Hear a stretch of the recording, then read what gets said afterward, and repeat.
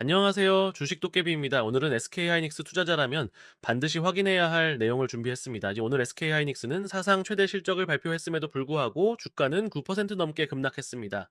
장중에는 19% 가까이 폭락하면서 코스피와 코스닥에서는 이틀 연속 서킷 브레이커가 발동되는 초유의 상황까지 발생했습니다. 많은 투자자들이 실적이 나빴나? 라고 생각하실 수도 있지만 실제로는 그렇지 않습니다. SK하이닉스의 이 분기 매출은 약 79조 3천억 원, 영업이익은 약 60조 5천억 원으로 모두 창사 이후 최대 실적을 기록했습니다. 숫자만 놓고 보면 흠잡을 곳이 없는 결과였습니다. 그런데도 왜 이렇게까지 주가가 무너졌을까요? 첫 번째 이유는 시장의 기대치가 너무 높았기 때문입니다. 주식 시장은 항상 현재보다 미래를 먼저 반영합니다. 시장에서는 이번 영업이익이 64조 원 안팎까지 나올 것으로 기대하고 있었습니다.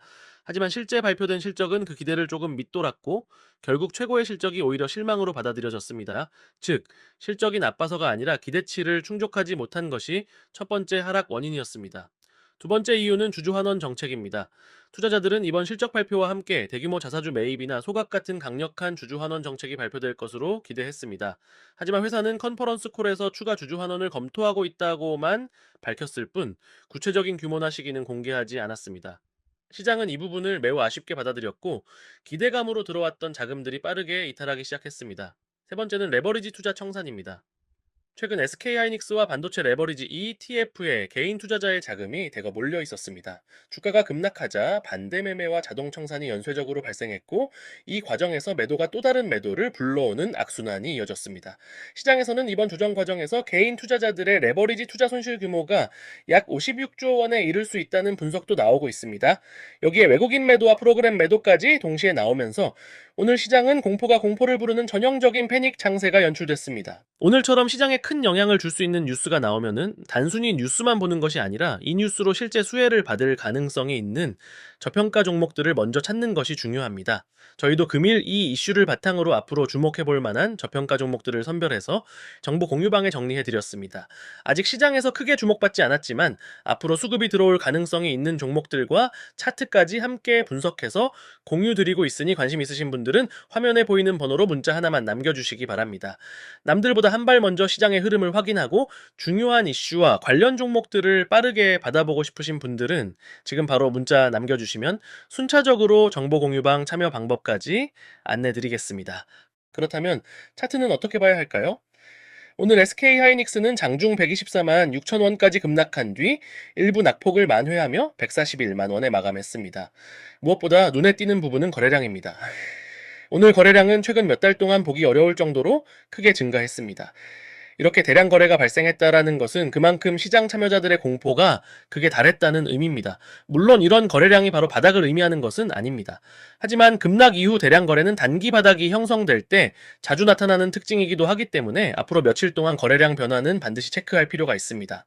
이동평균선을 보면 상황은 아직 좋지 않습니다. 5일선과 21선, 61선 모두 하락 방향을 유지하고 있으며 당일 추세 역시 여전히 약세입니다. 반등이 나오더라도 위쪽에는 상당한 매물 부담이 기다리고 있다고 볼 수 있습니다. RSI 역시 30부근까지 내려오면서 과매도 구간에 진입했습니다. 다만 강한 하락장에서는 RSI가 과매도 상태를 오랫동안 유지하는 경우도 많기 때문에 이것만 보고 바닥이라고 판단하기에는 아직 이릅니다. 이제 앞으로 가장 중요한 가격대를 살펴보겠습니다. 첫 번째는 140만 원입니다. 오늘 종가 기준으로 가까스로 지켜낸 심리적 지지선입니다. 만약 이 가격을 계속 지켜낸다면 투자 심리가 조금씩 회복될 가능성이 있습니다. 반대로 140만 원이 무너지게 되면 추가적인 변동성도 충분히 열어둘 필요가 있습니다. 위쪽에서는 150만 원이 첫 번째 저항선입니다. 이 구간을 회복해야 단기 반등에 대한 신뢰도가 높아질 수 있습니다. 이후에는 160만 원에서 170만 원 구간에 강한 매물대가 형성되어 있어 중기적으로는 이 구간을 돌파하는지가 중요한 관전 포인트가 될 것으로 보입니다. 그렇다면 앞으로 SK하이닉스는 어떻게 대응해야 할까요? 기업의 본질적인 경쟁력은 여전히 훼손되지 않았습니다.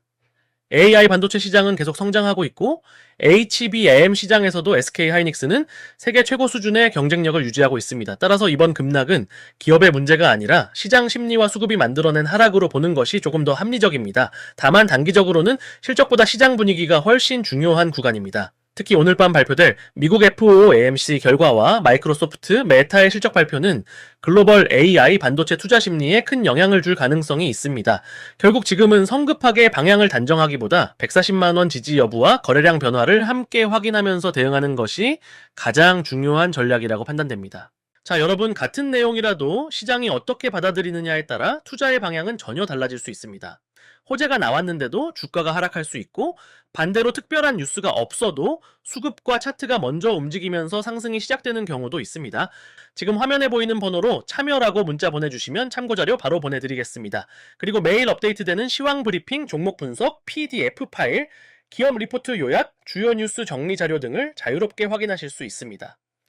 혼자서 수많은 뉴스를 찾아보고 리포트를 읽는데 시간을 쓰기보다 핵심 내용만 정리된 자료를 통해 시장 흐름을 조금 더 효율적으로 확인해 보시기 바랍니다. 관심 있으신 분들은 구독과 좋아요 눌러주시고 지금 화면에 보이는 번호로 참여라고 문자 보내주세요.